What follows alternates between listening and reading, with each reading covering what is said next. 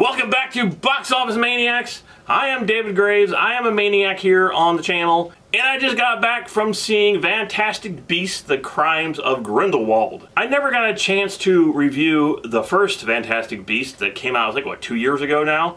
But I went to go see it because I'm a huge Harry Potter fan, and I don't talk about Harry Potter that much on here, and we've not done a Harry Potter franchise review yet, but hopefully it's coming soon. But yeah, I'm a huge Harry Potter fan, loved all the books, loved all the movies. And so when Fantastic Beasts originally came out, I was kind of like, oh, okay, you know, they're doing another Harry Potter. So I went to go see it, and it ended up being one of my favorite movies of that year. I think it was either number 2 or 3 on my list of favorite films of that year. I loved that movie. And what I love about just Harry Potter in general, the books, is the imagination. It's so great to go into a movie that's so full of imagination. And J.K. Rowling actually wrote these movies. So it's basically she's writing, you know, movies like she used to do the books. So it's full of imagination and full of amazing monsters and creatures and animals. And we got Newt, we got introduced to him, and he's a really great new character. And all the characters in this are really great and cool, and I love the first movie. And I've just got it on 4K, so maybe I will review it for you guys soon here. In full, you know, go through the whole thing. But right now, I'm talking about the sequel, so I was super excited. I mean, again, this to me is like Star Wars. It is. It's like Lord of the Rings. Going to see a new Harry Potter film is that exciting for me. And having a sequel to one of my favorite Harry Potter movies, oh man, I could not have been more excited to go see this. So I was spoiler-free, absolutely spoiler-free going into this. I knew nothing about this film except that Johnny Depp was in it as Grindelwald. So that's the only thing I knew. And this review will be spoiler-free for you, so I will not spoil anything for the film, so don't worry about any of that. So if you've seen the first film, and again, I won't spoil that for you either, but it was basically about Newt, and he had a suitcase full of mysterious creatures that he was going around collecting because they were sort of endangered, I guess. And that's what he does. He goes around and collects endangered, weird species that everybody else thinks are monsters, but he realizes, you know, they just need, you know, attention, and they just need to have to know how to take care of them. So we get into the second film, and the first film was pretty action-packed. It had a lot of, you know, really great, cool action. This film isn't as action-packed. It's more of a story, more of a drama, I would say, than just a straight-up action film. But don't get me wrong, there is action in this film. The second film I actually think was better than the first film, for the fact that the story here was phenomenal. If you're a Harry Potter fan and you know about the history of Harry Potter and the characters, there's so many references to the Harry Potter films of, you know, the people they talk about in those movies are now in this movie. And you can see them and see what they were like. And oh, it's just great. It's so much fun. It's just a blast. And this movie is not about going out and capturing mythical creatures. Even though he does do it in the movie, that's not this story. This story is about Grindelwald, which is played by Johnny Depp. Now, I like Johnny Depp. I think he's a really good actor. But he has to have that role, you know, that certain role that he can just, you know, destroy. He can become that character, like Pirates of the Caribbean. I mean, he created that character of Captain Jack Sparrow, and that's what he did with this one too. He created that character of Grindelwald, and wow, I mean, he was amazing in this film. He was really good in this movie.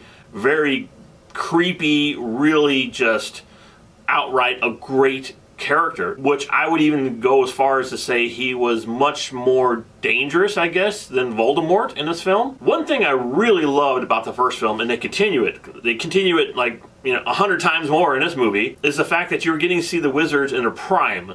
Sort of like, you know, what you should have seen during the Star Wars prequels. You get to see the Jedis during their prime, doing Jedi stuff. Here, you get to see that throughout the entire film, because they don't have to hold back their magic. They just can use their magic whenever they want to, and it's great fun to watch, because now you get to see what it was like back in the day when the wizards could just battle each other and shoot magic at each other and do crazy things. And oh, man, that's what I love about these prequels, is the fact that there is no chains on these wizards now. They're not saying, oh, well, that's against the law, we can't do that. No, they can do whatever they want.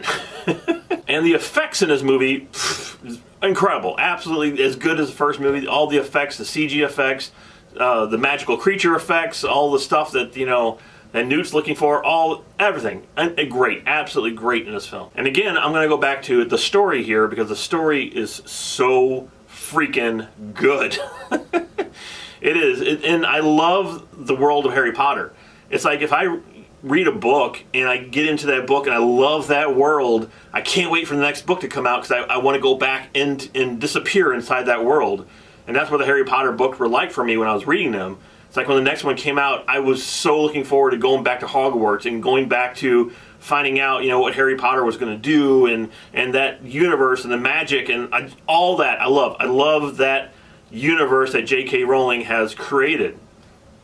And here it's 103-fold over here. It's amazing to jump back into that world and jump back into all the characters that she created for the first film that are all back in this movie again, and all of them are just great, just fantastic. But if you're deciding to drag your, you know, 5-year-old to this movie, don't, because this is not a Harry Potter film, even though it is a Harry Potter film because it takes place in the Harry Potter universe. So I'm using that as a Harry Potter reference, you know, because it is, just like saying it's a Star Wars film, this is a Harry Potter film for me, but it's pretty much a Newt film right now. You get to see how Johnny Depp's character Grindelwald becomes, you know, Grindelwald, how he becomes the thing that he eventually is going to become, which I can't wait to find out what is going to happen in the third film. As soon as this thing was over, I'm just like, oh man, now I gotta wait another 2 freaking years to find out what happens.